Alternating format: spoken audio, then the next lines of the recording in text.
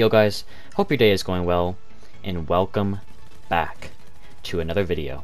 And in today's video, we're going to be reviewing the Gravedigger weapon in Save the World. And this weapon shreds. Let me just say this.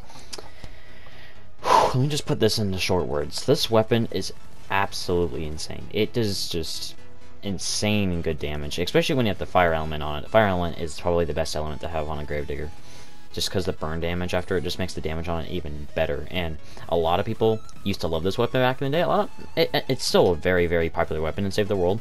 It's just not as popular as it used to be.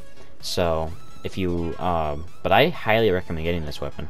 But I'll tell you the ways you can get this weapon, because this weapon is definitely harder to get. It's a lot harder to get than a siege breaker, because this siege breaker you can literally get just from a regular AR and just by upgrading it with fluff. The easiest way to get it is actually to get a recruitment voucher, weapon recruitment voucher, which you can actually get your hands on from playing Ventures. If you get to level 13 of the Mild Meadows Venture Zone, or whatever it's called, if you get to level 13, you'll unlock yourself a weapon voucher, which you can use to get any event schematic in the entire game, except Storm King weapons.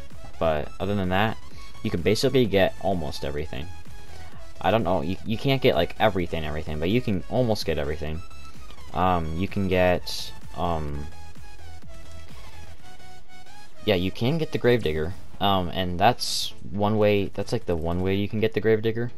And another way to get it is actually during the Fortnite Mirrors event during October in Save the World, because every October, like late September, all of October, they have this event called Fortnite Mirrors. They also have it in Battle Royale, but Save the World, it begins a lot earlier. It begins like at the end of September or something like that. But anyway,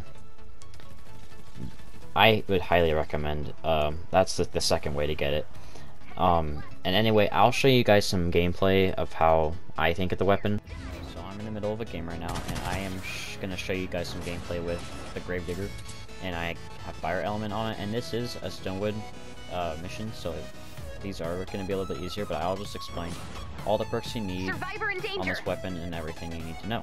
So anyway, as you can see, it absolutely devastates these guys in this zone, but I will also show you some footage from a Canny Valley zone in just a little bit, and that will show you the more realistic perspective of this weapon. Commander. But, more humans, fewer corpses. But anyway, I'd say this weapon is honestly a 10 out of 10. It's a very, very, very well weapon.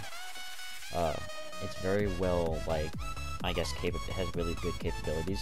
Every time you shoot it, the damage will actually increase on a zombie. So every time you hit a zombie, like with the Gravedigger, and it doesn't die, it will just actually increase the damage, and it will end up doing tons of damage at the end. And especially when you have this fire element, it's just an insane weapon.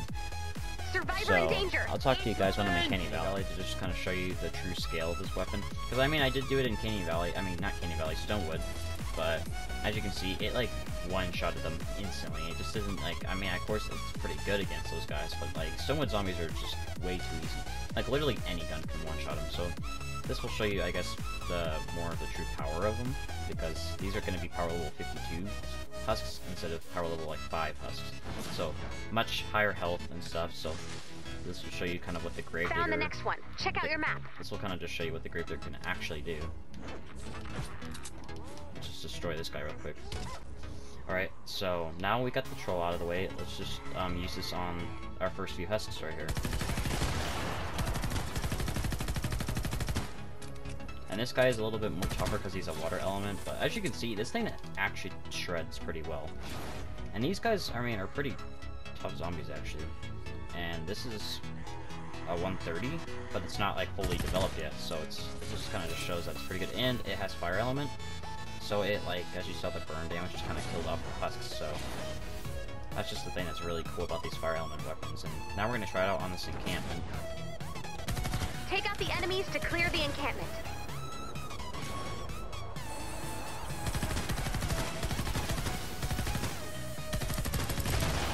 So as you can see, it takes out these little husks very, very easily. One down. Very Let's good find use. the next one. Alright guys, so we just found a mist monster, and now I'm gonna show you what this can do on a mist monster. As you can see, is not active. It didn't even take Dormant 3 seconds may become to active kill later. that. It didn't even take 3 seconds to kill that mist monster, which is honestly amazing. So, Gravedigger is one of my favorite ARs in the game. And now I'm just gonna just finish off the rest of these guys. And I'll give you a tip. You always want to kill these guys first because they have this stupid range and they actually hurt you. But for these shield guys, just aim inside the hole. And since these will all be headshots, it does like extra damage to them. And they actually have a little bit more health than the regular fat guys. And just eliminate any in the front, like just like that. Headshot. And then you can fly above them, and there you go. That's how you can kill those shield guys. And then we'll just finish them off with the Gravedigger right here.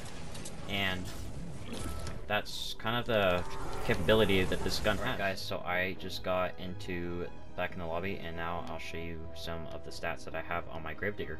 So this is what it looks like up close. It has a little jack-o'-lantern picture on it. It's pretty cool. It has like candy corns on the magazine and on the butt of the gun.